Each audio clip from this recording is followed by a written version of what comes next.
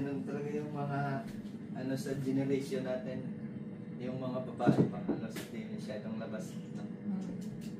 Ganun din sa amin. Yung mga kapatid ko parang ano lang sila ba?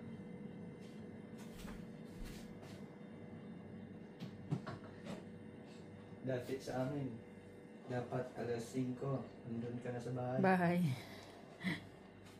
Sa ano ka na? Pag gabi ka na, patay. Hanot ka na. Pinapanpad na siya yung naman. Na birthday siya.